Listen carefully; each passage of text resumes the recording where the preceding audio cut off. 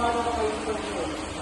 Mas marami pa ang mamatay pag pinangin nila ng kanilang pangako. Kailangan ito, puso natin ang ating makamuhay sa pangalan. Ilang araw mula ngayon, sa gabi ng November 9, sisimulan natin ang revolusyon. Labas ninyo ang inyong mga sedula. At masdan ninyo ang puting papel na umaalin sa ating lahat. Katipunan, kailangan natin makasan ng ilang daan taong panahon sa mga Kastila. Kulang lang tayo sa armas. Mas malakas pa ng Maria kanina ng mga Kastila. Lalawan tayo. Hindi tayo magpapalumi. Tayo ang magtatagumpay. Kahit tayo mga anak ng bayan. Sa atin, bayan ito. Sa atin, ang lupang ito. Ulitin ninyo ang mga sedula ninyo. Mabuhay ang katipunan! Mabuhay ang katipunan! Mabuhay ang katipunan!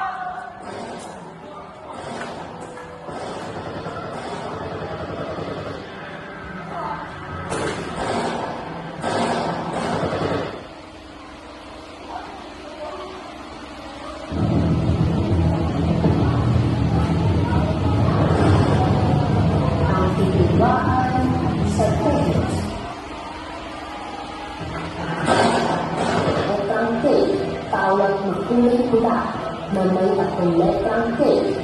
Ito ang unang pagumpay at ang unang pag-asa.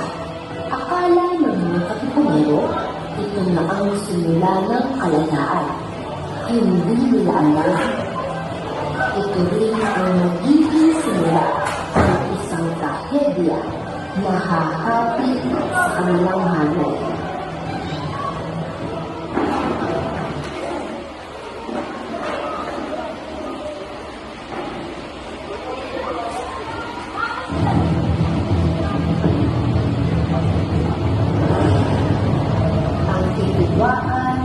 Sa Teos, pinakinggan upang magtulong sa Emilio at ang kanyang kasamahan patungkol kay Andres.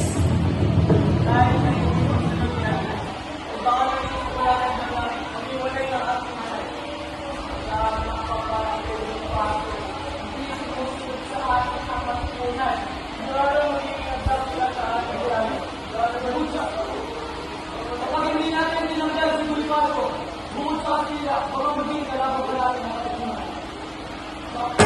Si Andres Bonifacio,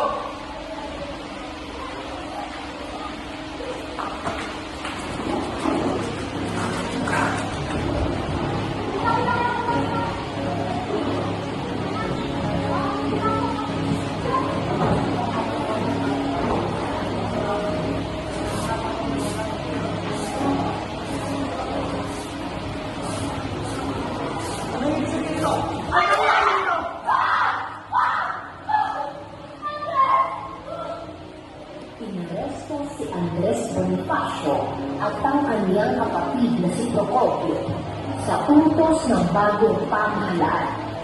Inakusahan sila ng pagkataydor at pagkaalsa laban sa gobyerno.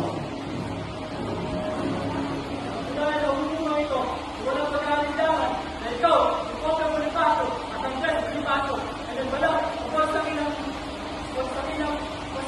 presidente. Ngayon, tatanggap kayo ng inyong mga kasalanan.